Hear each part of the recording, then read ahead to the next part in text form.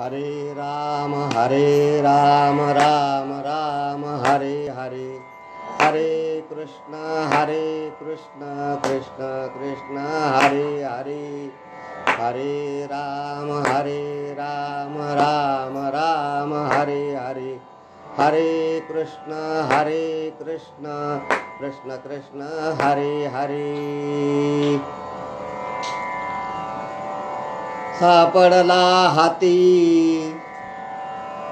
तरी झाली हे निश्चिंती, नाही धावा घेत मन इंद्रियांचे समाधान, सांडियला हेवा अवघा संचिताचा ठेवा, नाही धावा घेत मन इंद्रियांचे समाधान, तुका म्हणे काम निरसोनिया घेतो नाम, नाही धावा घेत मन इंद्रियांचे समाधान,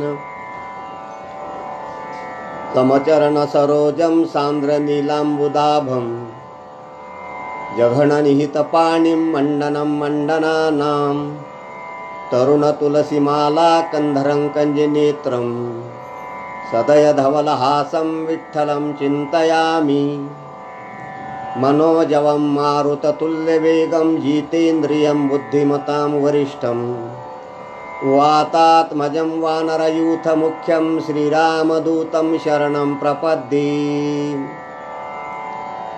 अलंकापुरी रम्य सिंहासनस्थं, पदाम्बोज तेजस्फुरदिक्प्रदेशं, विधीन्द्रादिदेवैः सदा स्तूयमानं, समाधिस्थमूर्तिं भजे ज्ञानदेवम्,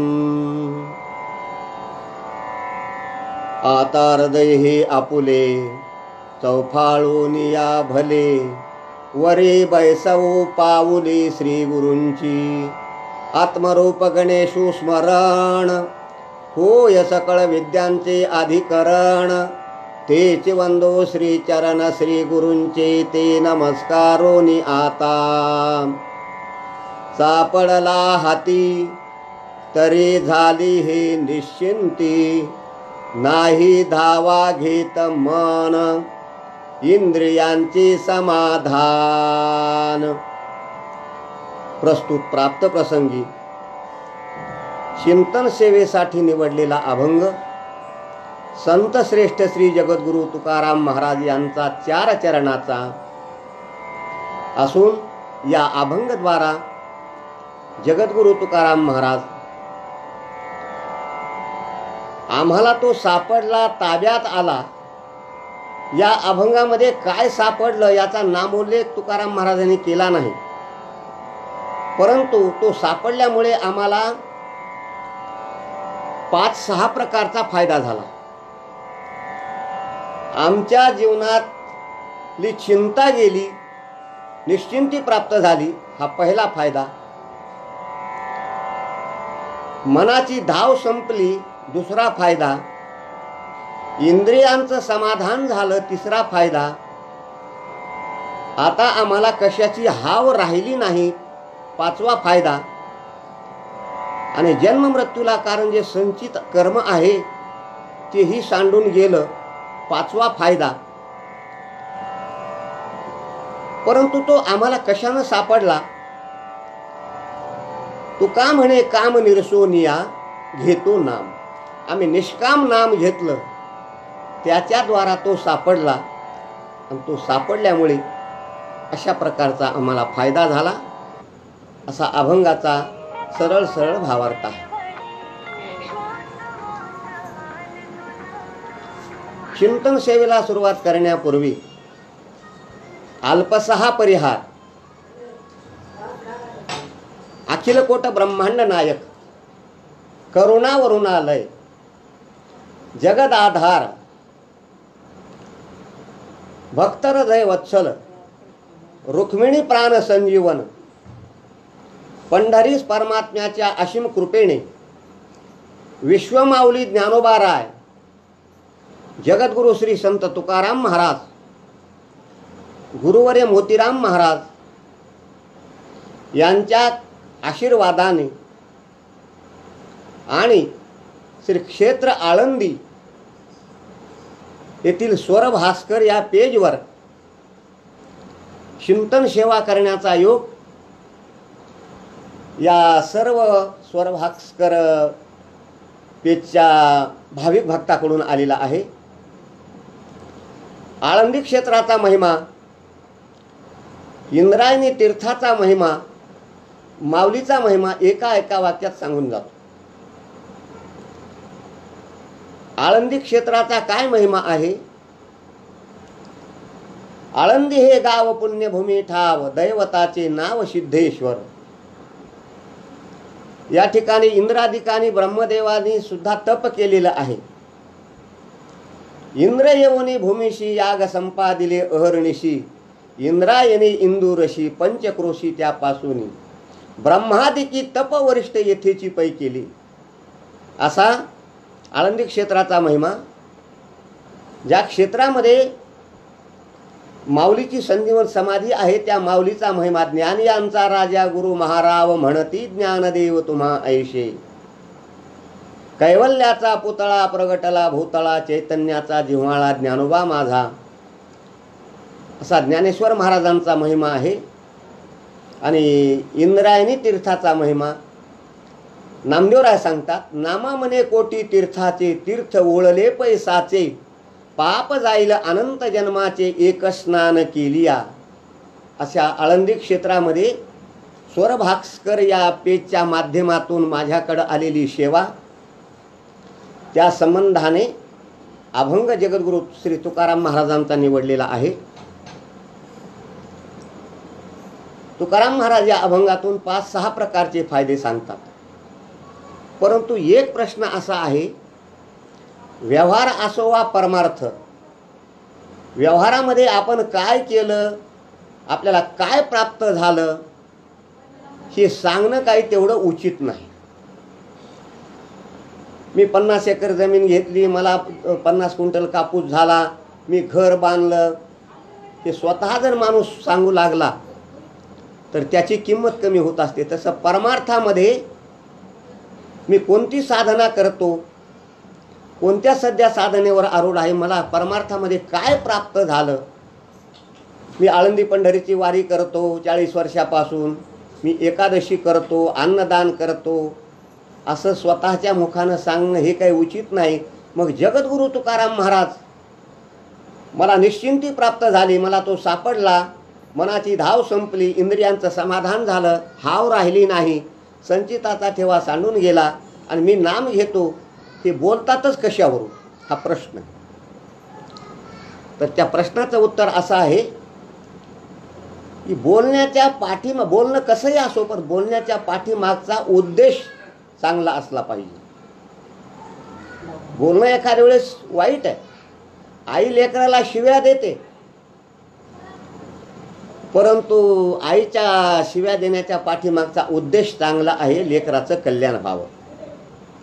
आता एखादा मनुष्य चांगलं बोलतो परंतु त्याच्या पाठीमागं उद्देश वाईट असतो, क्रियेला महत्त्व नाही, त्या क्रियेच्या पाठीमागच्या उद्देशाला महत्त्व आहे।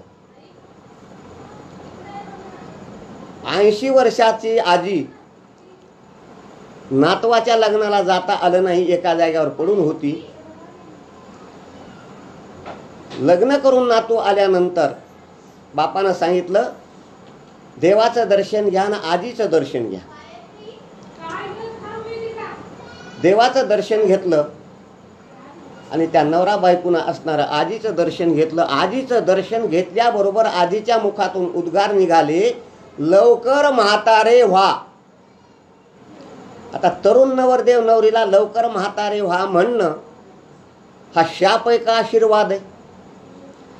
निव्वळ शब्दाचा विचार केला तर शाप आहे, परंतु त्याच्या पाठीमागचा हेतू आशीर्वाद आहे। एक 80 वर्षाची म्हातारी कंडक्टरला एसटी मध्ये बसल्या बसल्या काजू बदाम देऊ लागली।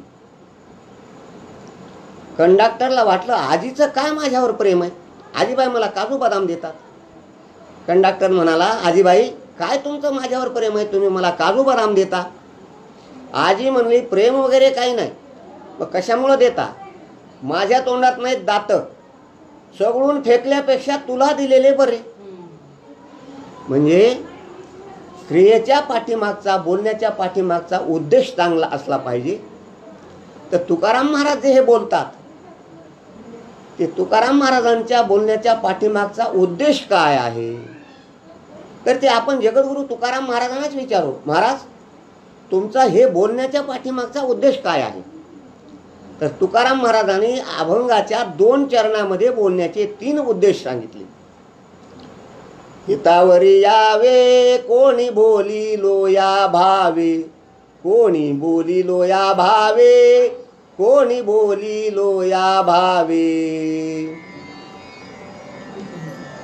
माझं बोलणं ऐकून लोकांनी हितावर यावं याच्यासाठी मी बोललो. 3 प्रकारचा दुसऱ्या चरणामध्ये महाराज असं बोलतात, नये विनोद उत्तर जनरंजवणे चार. मी लोकांची करमणूक व्हावी म्हणून बोललो नाही, लोकांची फसवणूक व्हावी म्हणून बोललो नाही. मी जे बोललो हितावरी यावे कोणी या भावे बोलिलो. सार या शब्दाचा अर्थ आहे फसवणूक. शब्दाचा उच्चार बदलला की अर्थ बदलतो. जळे आणि जळे लिहिण्यामध्ये शब्द सारखाच आहे, परंतु जळे शब्द कुठं वापरावा आणि जळे शब्द कुठं वापरावा.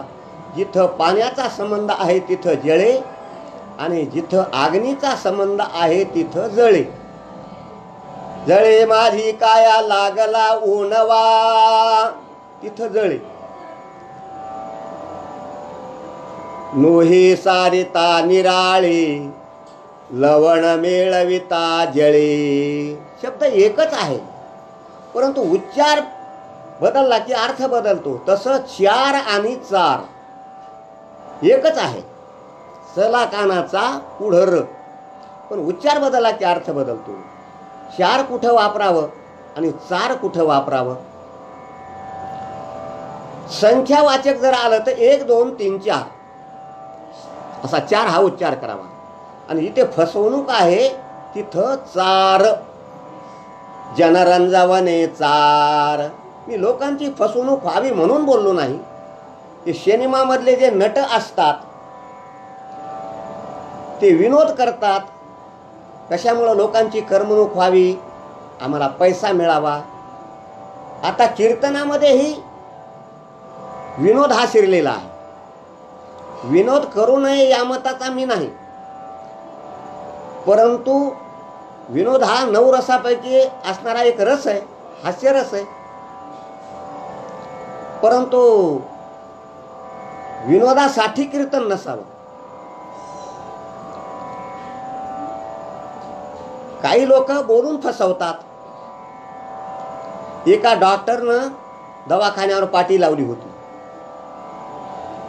कोणत्याही रोगावर औषध मिळेल, गुण आला तर 300 रुपये द्यायचे, नाही गुण आला तर 2000 रुपये घेऊन जायचे.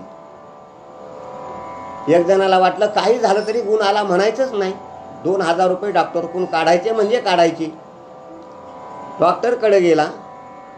डॉक्टरनं सांगितलं आपल्याला काय होतंय.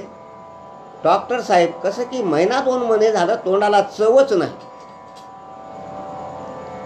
म्हणजे झोपा. दाखवा जीभ. दाखविली. त्या कंपाऊंडरला सांगितलं की 4थ्या ड्रायव्हरच्या मधली एक कुपी काढा आणि याच्या जिभेवर 3 थेंब टाका. कंपाऊंडरनं ती कुपी काढली, 3 थेंब टाकली. ते औषध नव्हतं, ते होतं पेट्रोल. 3 थेंब टाकल्याबरोबर हा म्हणाला, काय डॉक्टर साहेब, औषध म्हणता आणि पेट्रोल टाकता? डॉक्टर म्हणले, चव कळाली, काढा 300 रुपये. 1-2 महिने गेले. डॉक्टरकडून 2000 रुपये काढायचे म्हणजे काढायचे. 2 महिन्यानंतर गेला. डॉक्टर म्हणले, आता काय होतंय? म्हणजे डॉक्टर साहेब, कसं की ध्यानातच राहीना. स्मरणशक्तीच राहिली नाही. सकाळी काय जेवण केले दुपारा ध्यानात राहिना, दुपारा काय केले संध्याकाळी ध्यानात राहिना, सकाळी काय काम केले दुपारा ध्यानात राहिना. डॉक्टर म्हणे झोपा. दाबाजी पहिल्याच त्या ड्रायव्हर मधली कुपी काढून त्याच्या जिभेवर 3 थेंब टाकायला लावले कंपाऊंडरला. 3 थेंब टाकल्याबरोबर हा म्हणला, काय डॉक्टर साहेब, मागच्या 2 महिन्यापूर्वी पेट्रोल आणि आताही पेट्रोल. डॉक्टर म्हणले आठवायला लागलं, काढा 300 रुपये. शेवटी तिसऱ्या वेळेस गेला. 2000 रुपये काढायचे म्हणजे काढायचे. आणि 2000 तरी मी केव्हापासून म्हणालो, 1000च्या नोटा बंद झाल्या तेव्हापासून मी 2000 म्हणालो. पहिला 1000च म्हणत होतो. डॉक्टर म्हणजे आता काय होतंय म्हणे. डॉक्टर साहेब कसं काय की डोळ्याला दिसणं झालंय हो, थोडं कमी दिसायले. डॉक्टर म्हणजे आपल्याकडे आता उपाय नाही. हा म्हणला काढा 2000 रुपये. डॉक्टरनं खिशात हात घातला, 100ची नोट काढली, याच्या हातावर ठेवली. म्हणजे हे घ्या 2000 रुपये. हा म्हणला काय डॉक्टर साहेब 2000 म्हणता 100ची नोट हातावर ठेवता. डॉक्टर म्हणजे दिसायला लागलं, काढा 300 रुपये. तसं जगद्गुरु तुकाराम महाराज म्हणतात, मी लोकांची फसवणूक व्हावी म्हणून बोललो नाही, लोकांची करमणूक व्हावी म्हणून बोललो नाही. मी जे बोललो हितावरी यावे कोणी या भावे बोलिलो. परंतु एक जणानं प्रश्न केला, महाराज तुमचं बोलणं ऐकून आम्ही हितावर यावं संबंध काय? संसाराचं क्षेत्र असो वा परमार्थाचं क्षेत्र असो, दोन्ही क्षेत्रामध्ये संपन्नतेला महत्व नाही, सफलतेला महत्व आहे. संपन्नता वेगळी आणि सफलता वेगळी. थोडं क्षमा मागून बोलतो, गैरसमज होण्याची शक्यता आहे. तुकाराम महाराजांच्या परमार्थापेक्षा आमचा परमार्थ संपन्न आहे. आमच्या एवढा तुकाराम महाराजांचा परमार्थ संपन्न नव्हता. अनेक बाजूने मी पटवून देईल. तुकाराम महाराजांच्या कीर्तनामध्ये बोलण्यासाठी तुकाराम महाराजांना माईक होता का? नव्हता. आमच्या कीर्तनामध्ये आहे. तुकाराम महाराजांच्या कीर्तनामध्ये 200 टाळकरी होते का? नव्हते. आमच्या कीर्तनामध्ये असतात. तुकाराम महाराजांच्या कीर्तनामध्ये 2 मृदंगन, दोन्हीकडून माईक असं होतं का? नव्हतं. आमच्या कीर्तनात आहेत. तुकाराम महाराजांच्या परमार्थापेक्षा आमचा परमार्थ संपन्न आहे. पुढे बोलतो, तुकाराम महाराजांचे कीर्तन महाराष्ट्रभर होते का? नव्हते. एक 5-25 गावाला देहूच्या भोवताला असतील. आमचे कीर्तन महाराष्ट्र, आंध्र प्रदेश, कर्नाटकचा काही भाग. तुकाराम महाराजांच्या परमार्थापेक्षा आमचा परमार्थ संपन्न आहे. पण तुकाराम महाराजांचं कीर्तन घेण्याकरताना कोणी 6-6 महिन्यानं अगोदर तारीख घेत होतं का? कोणी घेत नव्हतं. महाराज आमची 6-6 महिन्यानं वर्षानं अगोदर तारीख घेतात. तुकाराम महाराजांच्या परमार्थापेक्षा आमचा परमार्थ संपन्न आहे. बरं, तुकाराम महाराज कीर्तनाला येत असताना कोणी चौकशी करीत होतं का? महाराज तुम्हाला जेवायला काय करायचंय, तुम्हाला काय आवडतंय? करीत नव्हतं. आमची चौकशी करतात. कीर्तन झाल्यानंतर तुकाराम महाराजांना कोणी नारळ देत होतं का? देत नव्हतं. आता इतक्या लवकर त्या नारळाच्या खालीच्या पाकिटाकडे जाऊ नका, अजून अर्धा पाऊण तास आहे. म्हणजे तुकाराम महाराजांच्या परमार्थापेक्षा आमचा परमार्थ संपन्न नाही. परंतु एक वाक्य बोलतो, तुकाराम महाराजांचा परमार्थ संपन्न नव्हता, परंतु तुकाराम महाराजांचा परमार्थ सफल होता. कशावरून महाराज? प्रमाण देऊन सांगतो मी तुम्हाला. दुसरी बाजू सांगतो, तुकाराम महाराजांचा संसारही संपन्न नव्हता. तुकाराम महाराजांच्या संसारापेक्षा आमचा संसार संपन्न नाही. तुकाराम महाराजांना राहायला झोपडी होती, आम्हाला बंगला. तुकाराम महाराजांना पायी कीर्तनाला जावं लागत होतं, आम्हाला 25-25 लाखाच्या गाड्या आहेत. तुकाराम महाराजांना घरी खाण्याकरताना कन्या होत्या, आम्हाला रोज पंचपक्वान्नाचं भोजन आहे. तुकाराम महाराजांना आपल्या संसाराची परिस्थिती एका अभंगद्वारा सांगितलेली आहे.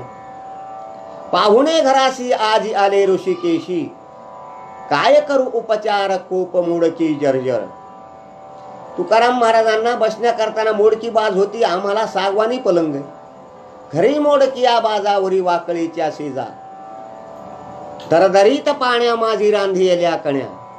तुकाराम महाराजांच्या संसारापेक्षा आमचा संसार संपन्न आहे. परंतु पुन्हा एक वाक्य बोलतो, तुकाराम महाराजांचा संसार संपन्न नव्हता, परंतु तुकाराम महाराजांचा परमार्थ सफल होता. संसाराची सफलता कशामध्ये आहे आणि परमार्थाची सफलता कशामध्ये आहे, दोन्ही करताना हे दोन प्रमाण देतो. संसार करून करून करून विरक्ती जर नाही निर्माण झाली तर त्याला संसार करता आला नाही, जरी त्याच्याकडे 100 एकर जमीन असली तरी.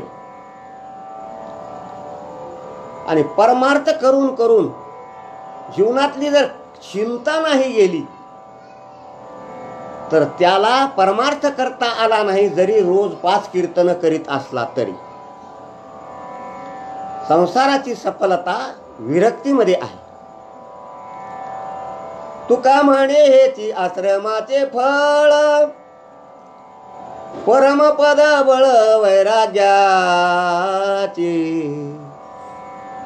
परमपद बळ वैराग्याचे. ही संसाराची सफलता आहे. विरक्ती निर्माण झाली पाहिजे. काय विरक्ती होती तुकाराम महाराजाकडे? प्रपंच रचना सर्व ही भोगून त्यागेली, अनुतापाचे ज्वाळी देहबुद्धी हाविली. आता आम्हाला जसं जसं आम्ही म्हातार होत तसं तसं संसाराबद्दल विरक्ती निर्माण होते का आसक्ती? उलट म्हातारपणी संसाराविषयी आसक्ती निर्माण होते. मुलाला म्हणतो 9 वाजोस्तोवर झोपलं तर तुझं कसं होईल? मी म्हणतो मरून बघ, मग त्याचं कसं होईल तसं पुन्हा होईल. म्हणून सफलता आसक्तीमध्ये आहे, परमार्थाची सफलता निश्चिंतीमध्ये आहे. तुकाराम महाराजांचा परमार्थही सफल झाला होता. कशावरून महाराज? आता निश्चिंतीने पावलो विसावा, खुंटली या धावा तृष्णेची या. खुंटली या धावा तृष्णेची या. निश्चिंती प्राप्त झाली होती म्हणून तुकाराम महाराजांचा परमार्थ सफल. काय निश्चिंती महाराज? बायको मेली चिंता नाही, मुलगा मेला चिंता नाही, खायला अन्न नाही तरी चिंता नाही, दिवाळं निघालं तरी चिंता नाही. साधकानं प्रश्न विचारला, महाराज बायको मेली चिंता नाही, ही निश्चिंती प्राप्त झाली कशामुळे? मुलगा मेला चिंता नाही, ही निश्चिंती प्राप्त झाली कशामुळे? खायला अन्न नाही तरी चिंता नाही, ही निश्चिंती प्राप्त झाली कशामुळे? तर महाराजांनी त्याचं कारण सांगितलं अभंगाच्या पहिल्या चरणात. सापडला हाती तरी झाली हे निश्चिंती, तरी झाली हे निश्चिंती, तरी झाली हे निश्चिंती. प्रामुख्याने आपल्याला जगतामध्ये चिंता करणारे 2 वर्ग सापडतात. काही लोक संसाराची चिंता करतात, काय खावं म्हणून चिंता करतात. अनेक प्रकारची चिंता करतात संसारामध्ये. चिंतेचं स्वरूप ज्ञानेश्वर महाराज ओवीद्वारे सांगतात. चिंता कशी येते? पाताळाहुनी निम्न जेची उंची साने गगन, जे पाहता त्रिभुवन अनुही नुही. चिंता पाताळापेक्षा खोल आहे, चिंता आकाशापेक्षा उंच आहे, चिंता त्रिभुवनापेक्षा व्यापक आहे. हे चिंतेचं स्वरूप आहे. रात्रंदिवस संसाराची चिंता करतात. मी मेल्यानंतर माझ्या कुटुंबाचं कसं होईल, ही चिंता करणारा एक वर्ग आहे. आणि दुसरा साधकाचा वर्ग आहे. जन्म मृत्यूची चिंता त्यांना लागलेली असते. किती वेळा जन्मावा यावे नित्य व्हावे फजित, परंतु त्या चिंतेतून मुक्त होण्याकरताना स्वतःचं बळ नसतं. आईशी चिंता करी सदा सर्व काळ, रात्रंदिवस हेची तळमळ, तुका म्हणे नाही आपुले बळ, जेणे फळ पावेन निश्चयेसी,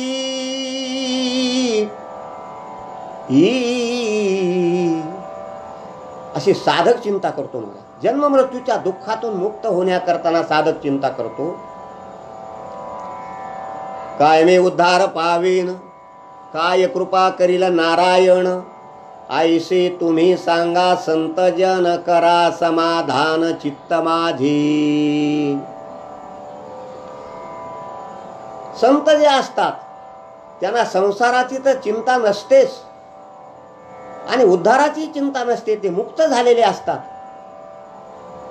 नाही आम्हा चिंता वस्त्राया पोटाची, माऊली आमुची पांडुरंग. जन्म मृत्यूची चिंता गेलेली असते महाराज त्यांची. आम्हा भय चिंता नाही धाक, आम्हा भय चिंता नाही धाक, जन्म मरणादी काही एक, जन्म मरणादी काही एक, झाला इहे लोकी परलोक, झाला इहे लोकी परलोक, आले सकळीक वैकुंठ. जन्म मृत्यूची सुद्धा चिंता गेलेली असते. खरं चिंतेचं मूळ आहे. जन्म मृत्यूची चिंता गेली की सगळ्या चिंता आपोआप जात असतात. म्हणून सापडला हाती तरी झाली हे निश्चिंती. निश्चिंती प्राप्त झाली जगद्गुरु तुकाराम महाराज म्हणतात. तर माझा एक प्रश्न आहे, चिंता जीवनात राहिली तर काय होईल? चिंतेचे दोन परिणाम सांगितले. चिंता सुखाची प्राप्ती होऊ देत नाही आणि चिंता झोप येऊ देत नाही.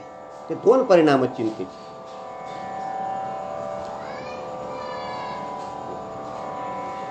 सुभाषितकार बोलतात,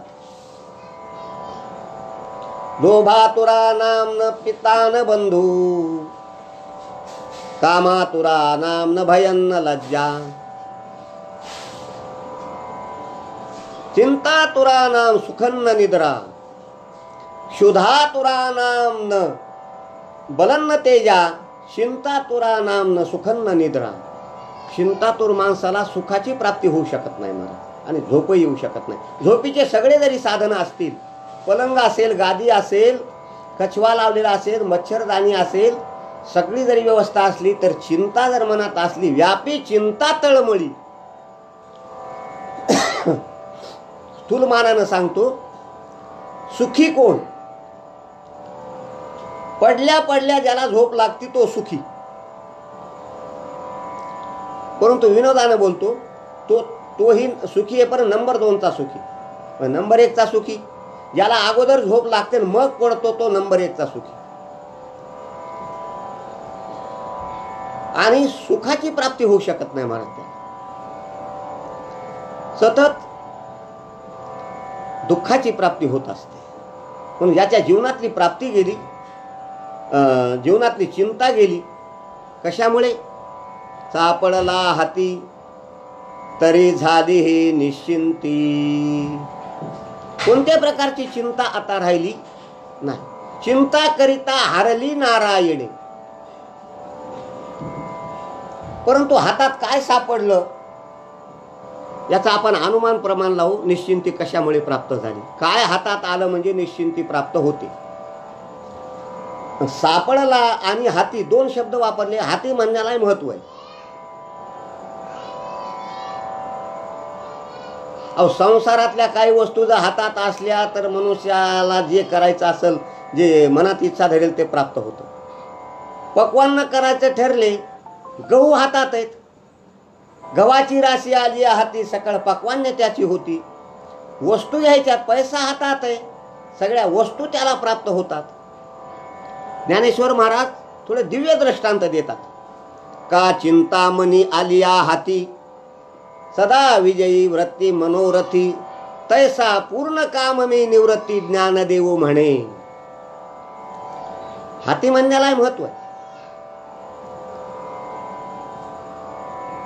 खेड्यातली बाई बस स्टँडवर गेली. हाती म्हणजे ताब्यात वस्तू आहे, परंतु ताब्यात नसेल तर काय उपयोग आहे.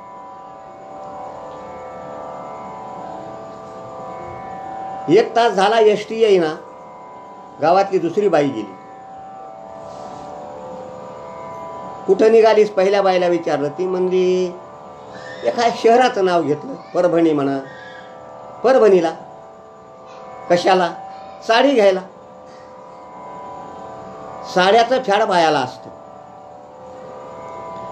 कपाट उघडल्यानंतर अंगावर 10-5 पडतात तरीही बायाला साडी असावीच वाटते. साड्याचे प्रकार 3: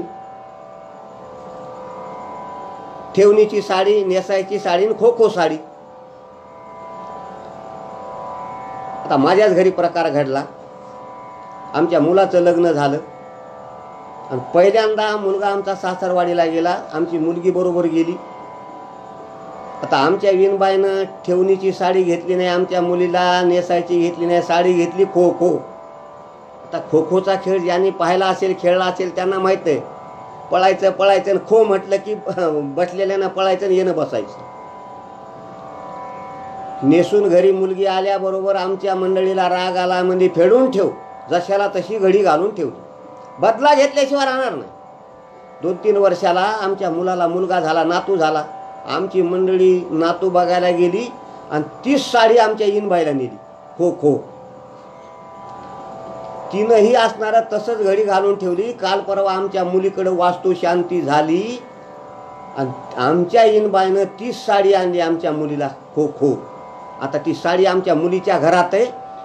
कुठं तुमच्याकडं कार्यक्रम असला तर सांगा. कुठं निघाली साडी घ्यायला? बरं मी येते बरोबर. पहिली बाई म्हणली तू येतीस हे खरं आहे, परंतु मी नवऱ्याला विचारून आले. तू नवऱ्याला विचारून आलीस का? ती म्हणली त्याला काय विचारायचंय, ते माझ्या हातात आहे. आता मी तरी हातात म्हणालो, बाया म्हणतात नवरा माझ्या मुठीत आहे. म्हणजे तो ताब्यात आला. बरं निश्चिंती प्राप्त झाली तर काय हातात आलं?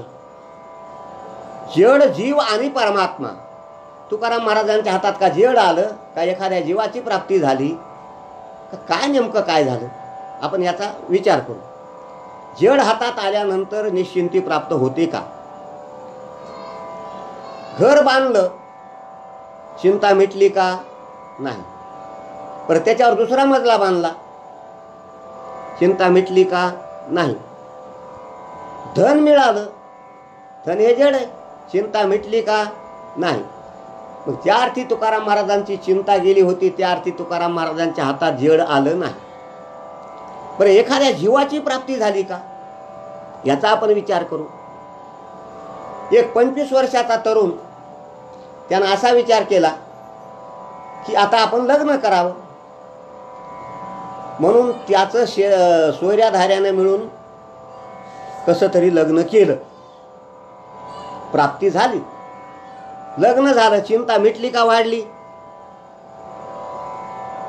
वाढली. बरं 2-3 वर्षाला मुलगा झाला, चिंता मिटली का वाढली? वाढली. तुकाराम महाराजांची चिंता गेलेली होती म्हणून तुकाराम महाराजांना कोणत्या असणाऱ्या जीवाचीही प्राप्ती झाली नाही. परिशेष न्यायानं राहिला परमात्मा.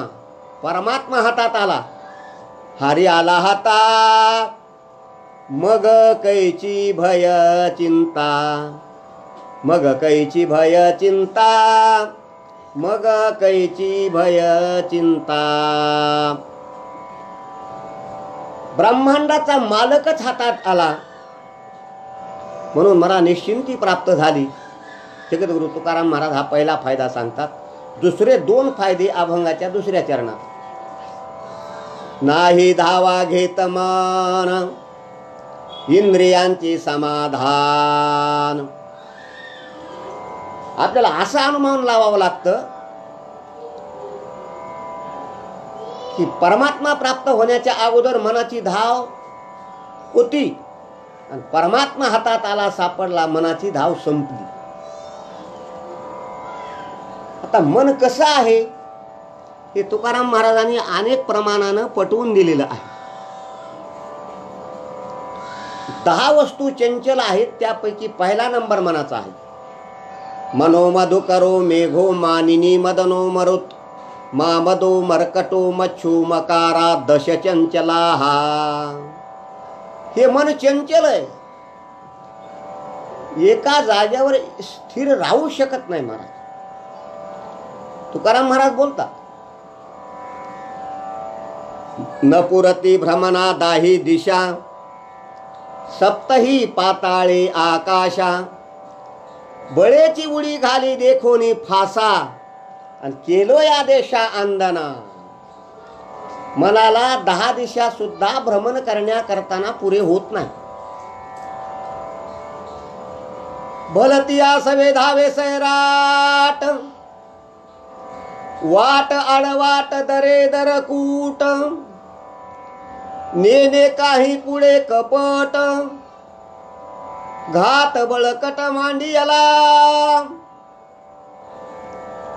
असं असणारं मन, सतत धावणारं मन. आणि जितकं जितकं मनाची धाव जास्त असेल तितकं तितकं माणूस सुखापासून दुराव. अशांतस्य कुतः सुखम. परंतु असं असणारं मन, त्या मनाची धाव संपली, एका ठिकाणी स्थिर झालं, कारण परमात्मा प्राप्त झाला. आता कोठे धावे मन,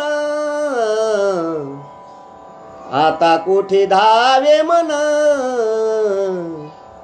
तुमचे चरण देखलिया, तुमचे चरण देखलिया, तुमचे चरण देखलिया. भाग गेला शीण गेला. परमात्म्याच्या चरणाजवळ ते स्थिर झालं, कारण ते परमात्म्याच्या चरणाशिवाय स्थिर होत नाही. महाराज देखिले तुमचे चरण निवांत राहिले मन, देखिले तुमचे चरण निवांत राहिले मन. कासया तेजिन प्राण आपुला गे माय, आशेन धरणीवरी आपुले माहेरी, आशेन धनीवरी आपुले माहेरी. म्हणून सतत धावा घेणारं मन स्थिर झालं. आचळ न चळे आयसे झाले मन, धरोनी निज खुन राहिले ते. मन कसं स्थिर होतं, एक दृष्टांत देतो. पूर्वीच्या जुन्या काळामध्ये बाया नदीला धुवायला जात होत्या. एका बाईचा 1 वर्ष 1.5 वर्षाचा मुलगा, घरात दुसरं कोणी नाही, धुवायला तर जायचंय. तिनं लेकराला पाजवलं, पाळण्यामध्ये टाकलं, झोके दिले, लेकरू झोपलं. आता धुवून यावं म्हणून ती बाई निघाली, पण शेजारच्या बाईला सांगितलं, मी धुवायला चालले, हे लेकरू जर उठलं तर मी येईपर्यंत याला सांभाळ. बाई धुवायला गेली. प्रकार असा झाला, बाई धुवायला जाणं, लेकरू इकडं पाळण्यात उठणं. शेजारणीनं आवाज ऐकला, लेकरा आली पाळण्याच्या जवळ, लेकराला घेतलं, नाना प्रकारचे छंद केले. त्याला दूध दिलं, बिस्किट दिलं, बाहेर घेऊन फिरली, खेळणी दिल्या, परंतु ते लेकरू काही थांबलं नाही, रडणं चालू. इतक्यामध्ये त्याची आई आली आणि आई आल्याबरोबर, आईला पाहिल्याबरोबर लेकराचं रडणं थांबलं. माझा दृष्टांत संपला. की शेजारची बाई आहे ती माया आहे, ते लेकरू आहे ते जीव आहे, त्या लेकराची आई आहे तो देव आहे. हे मायामय जगतामध्ये सगळीकडं हे मन फिरतं, जीव फिरतो, प्रत्येक वस्तूला स्पर्श करतो आणि पुढे जातो. परंतु एकदा देवाचं दर्शन झालं की मग मात्र तो त्याच ठिकाणी स्थिरावतो. गंगेची धाव कुठपर्यंत? गंगा सतत धावते धावते धावते, पण जोपर्यंत समुद्राला गंगा मिळत नाही तोपर्यंत गंगेची धाव आहे. एकदा समुद्राला मिळाली की गंगेची धाव संपली, गंगा सुद्धा उरत नाही. गंगा कुठे ती? तुका म्हणे गंगा सागर संगमी, अवघ्या झाल्या उर्मी एकमय. तसं परमात्म दर्शनाने मनाची धाव संपली. नाही धावा घेत मन इंद्रियांचे समाधान. इथं अनेक वचन वापरलं. एका इंद्रियाचं समाधान नाही, सगळ्या इंद्रियाचं समाधान. किती विषय भोगले म्हणजे आपल्या इंद्रियाचं समाधान होईल? जितके जितके आपण विषय भोगू तितके तितके इंद्रिय असमाधानी होतात. पुन्हा पुन्हा तोच विषय, पुन्हा पुन्हा तोच विषय भोगावा वाटतो. भोगी काम वाढे का इंधनी हाका का चढे. जितके जितके आपण विषयाचे भोग घेऊ तितकी आपली इच्छा वाढत असते इंद्रियाची. या विषया वाचोनी काही अन्यथा रम्य नाही, ऐसा स्वभावची पाही इंद्रियांचा. विषय सेविता कोण तृप्त झाला इंधनेनी मला अग्नी कोठे. विषयाचा भोग किती जरी घेतला तरी इंद्रियाचं समाधान होऊ शकत नाही. महाराज इथं म्हणतात इंद्रियांचे समाधान. एखादा अनुकूल विषय एखाद्या इंद्रियाचं तात्पुरतं समाधान करू शकेल. ऐका, एखादा अनुकूल विषय एखाद्या इंद्रियाचं तात्पुरतं समाधान करू शकेल, कायमचं समाधान होऊ शकत नाही. मी हातामध्ये गुळ घेतला आणि तो गुळ डोळ्यात घातला, समाधान होईल का? समाधान होणार नाही. आग, डोळ्याची आग होईल. पण तोच गुळ कानात घातला, काय होईल? अहो ऐकू यायचं नाही, दुसरं काय होईल?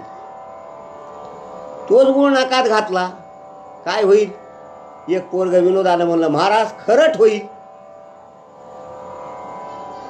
म्हणजे एखादा अनुकूल विषय एखाद्या इंद्रियाचं तात्पुरतं समाधान करू शकेल, परंतु सगळ्या इंद्रियाचं कायमचं समाधान कोणताही विषय करू शकत नाही. महाराज तर म्हणतात माझं सगळ्या इंद्रियांचं कायमचं समाधान झालं.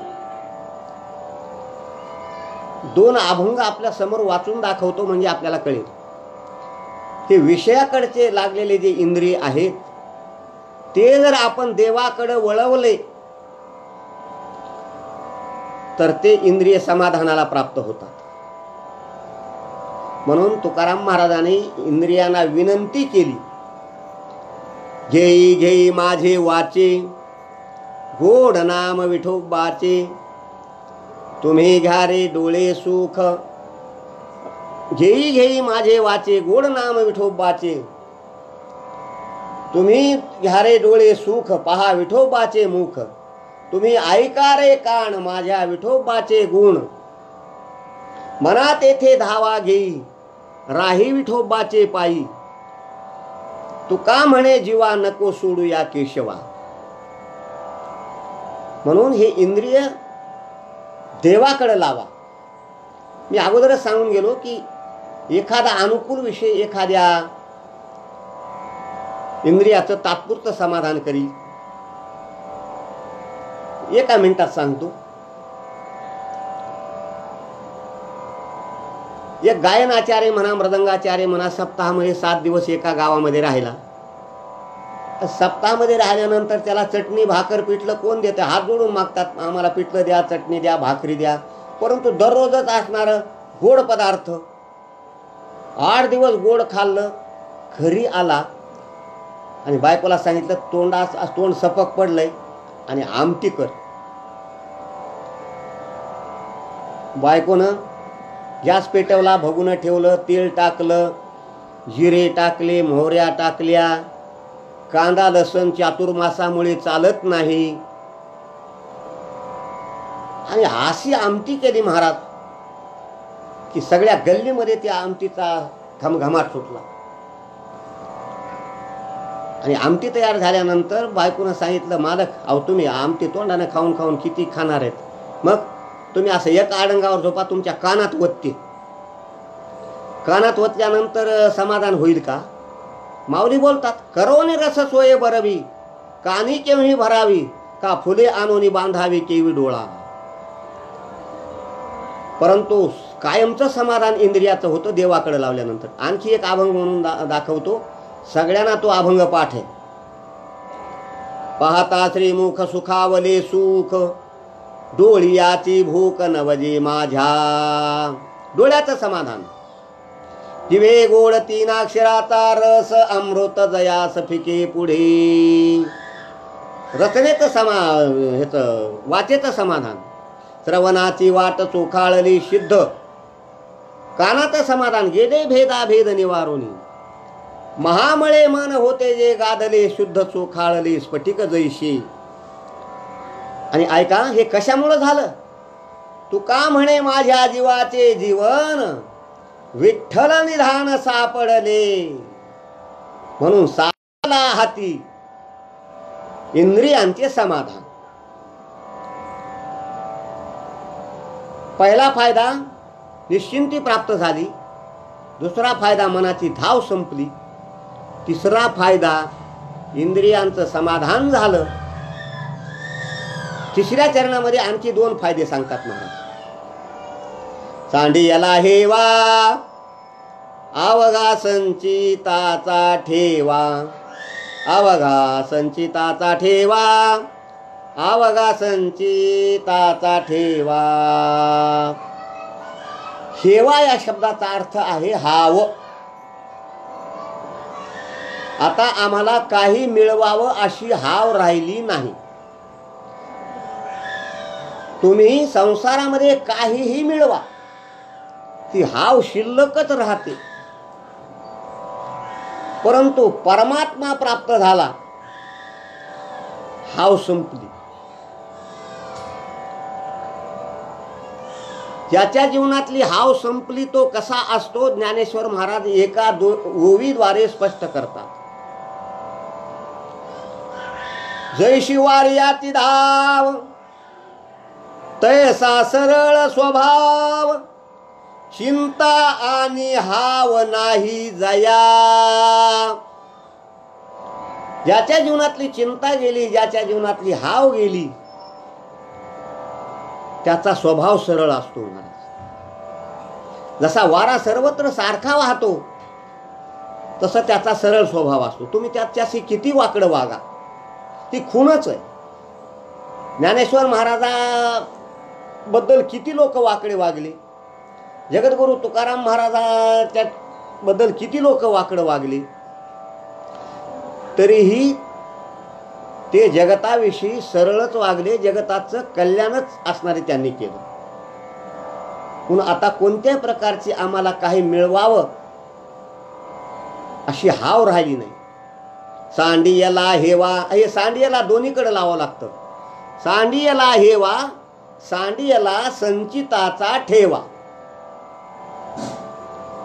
जोपर्यंत संचित कर्म शिल्लक आहे, तोपर्यंत जन्म मृत्यू चुकत नाही. अगा कर्मी जे उरावे तय सुख दुःखी फळावे, तयाचे भोगावया यावे देहा एका. परमात्मा प्राप्त झाला, संचित प्रारब्ध असणारं सगळं जळून गेलं. तुटे भवरोग संचित क्रियमान भोग, ऐशे विठोबाचे नाम उच्चारिता खंडे जन्म.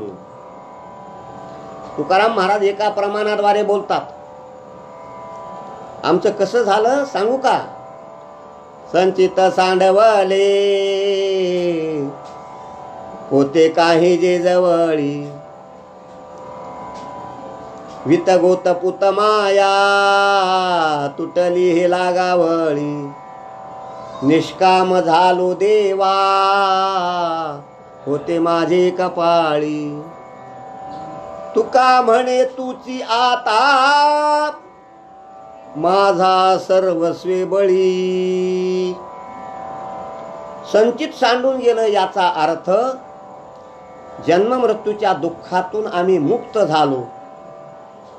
असा 5 प्रकारचा फायदा परमात्मा सापडल्यामुळे. सापडला हाती तरी झाली ही निश्चिंती. नाही धावा घेत मन इंद्रियांचे समाधान. सांडियला हेवा अवघा संचिताचा ठेवा. महाराज, अहो तो भल्या भल्याना न सापडणारा, इंद्राधिक देवाना, चंद्राधिक देवाना, ब्रह्माधिक देवाना तो न सापडणारा. न सापडे इंद्र चंद्र ब्रह्मादिका. इंद्र चंद्र ब्रह्मादिकाला न सापडणारा तुम्हाला तो कसा सापडला? तर तुकाराम महाराज त्याचं उत्तर देतात अभंगाच्या शेवटच्या चरणात. तुका म्हणे काम निरसोनिया घेतो नाम. परंतु त्या चरणदंडाच्या पुढचं जे निरसोनिया आहे ते माग घ्यावं लागतं, तर त्याचा अर्थ लागतो, नाही तर मोठी भानगड होऊन जाते. तुका म्हणे काम निरसोनिया घेतो नाम. म्हणजे आम्ही त्याचं नाम निष्कामतेनं घेतलं म्हणून तो आम्हाला सापडला.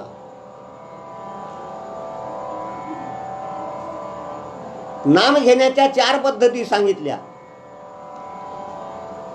निष्पाप नाम घ्यावं, निर्दंभ नाम घ्यावं, निर्व्यभिचारी नाम घ्यावं आणि निष्काम नाम घ्यावं.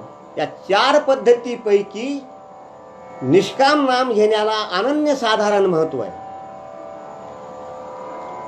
शरण मी तुझ आलो निवारोनिया पापा, तुकाराम महाराज बोलतात. म्हणून निष्पाप नाम घ्यावं.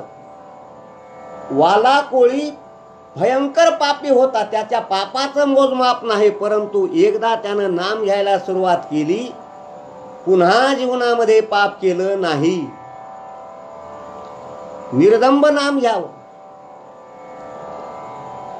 कोणत्याही प्रकारचा दंभ नसला पाहिजे नामामध्ये. निर्व्यभिचारी नाम घ्यावं. एक धरिला चित्ती आम्ही रखुमाईचा पती, तेने झाले सकळ काम निवारीला भवभ्रम. निर्व्यभिचारी नाम घ्यावं, एकच नाम. आणि निष्काम नाम घ्यावं.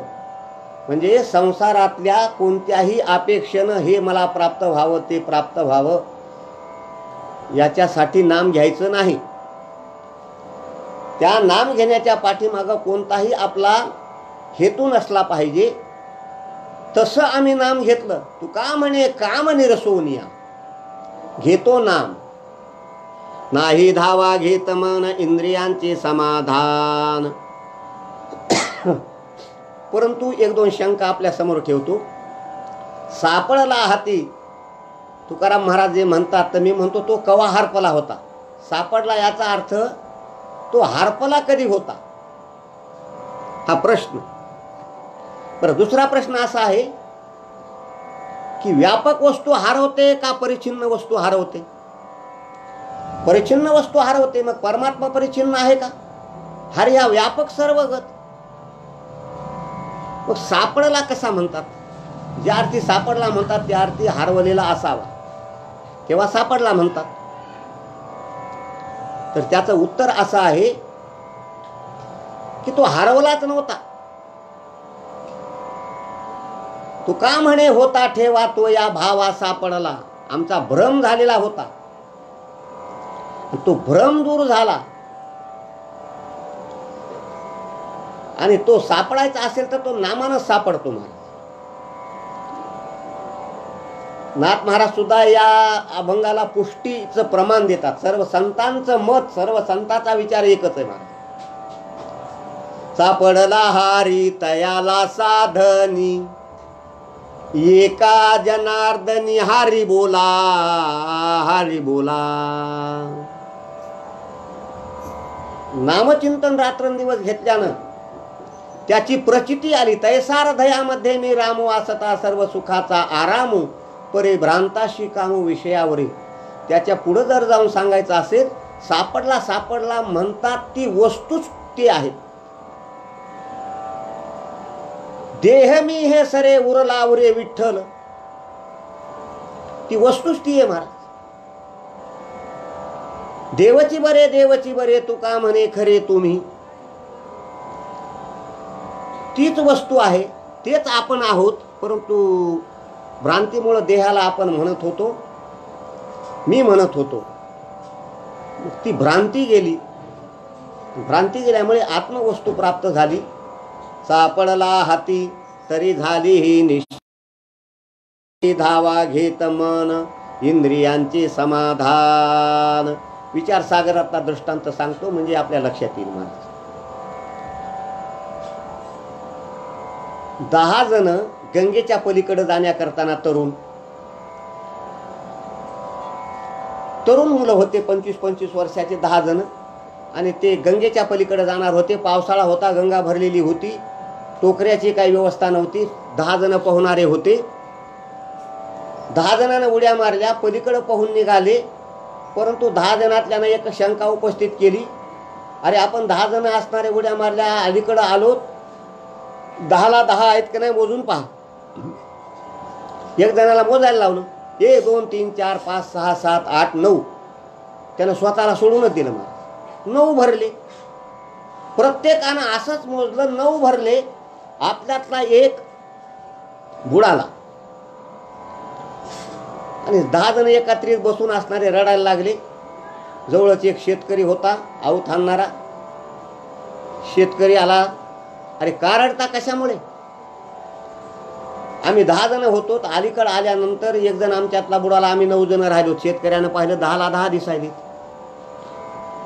शेतकऱ्यानं सांगितलं, तुमच्यातला 10वा जर हुडकून दिला तर, म्हणजे आबा बाबा 10वा जर हुडकून दिला तर आम्ही तुमची दरवर्षी पुण्यतिथी करू, समाधी बांधू. शेतकऱ्यानं सांगितलं, शेतकऱ्याला विचार पडला, आता असं साधं मोजून दाखविल्याशिवाय दाखविल्यानं जमणार नाही. शेतकऱ्यानं एका हाताला धरायचं, त्याचा आवतावरचा चाबूक होता, एक चाबूक मारायचा, 1 2 3 4 5 6 7 8 9 10. सापडला. हरवला होता का? हरवला नव्हता, परंतु हरवल्याचा भ्रम झाला होता. म्हणून त्या भ्रमामुळं आमच्या जीवनामध्ये चिंता होती, मनाची धाव होती, इंद्रियाचं समाधान नव्हतं, हावहाव होती आणि संचितही असणारं सांडवलेलं नव्हतं. तो सापडल्यामुळे आमचा अशा प्रकारचा फायदा झाला. म्हणून आपण सुद्धा सतत भगवंताचं निष्काम नाम घ्यावं. एक ना एक दिवस आपल्याला तो सापडेल. ते सापडल्यानंतर प्रत्येकाची इच्छा आहे की आपल्या जीवनातली चिंता जावी, मनाची धाव संपावी, इंद्रियाचं समाधान व्हावं, हाव संपावी, जन्ममृत्यूचं दुःख संपावं. परंतु काही केलं तरी असणारं ते आपलं संपत नाही. संत महात्म्यांचं सगळं ते संपलेलं आहे. म्हणून ते ज्या मार्गानं गेले त्या मार्गानं आपण जावं आणि आपल्या जीवनामध्ये सुख समाधान प्राप्त आपण करून घ्यावं. यथामती यथावकाश, धावत्या वेगात अभंगाचा भावार्थ.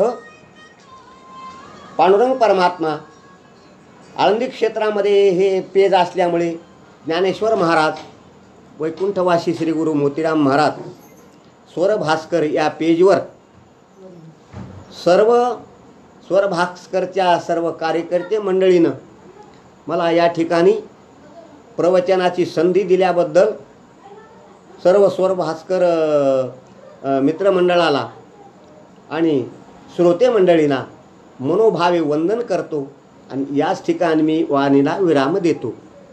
पुंडलिका वरदे हारे विठ्ठल, श्री ज्ञानदेव तुकाराम, पंढरीनाथ भगवान की जय. माऊली ज्ञानेश्वर महाराज की जय. जगद्गुरु श्री संत तुकाराम महाराज की जय. श्री संत सद्गुरु मोतीराम महाराज की जय. बोलो रे भाई सब संतन की जय.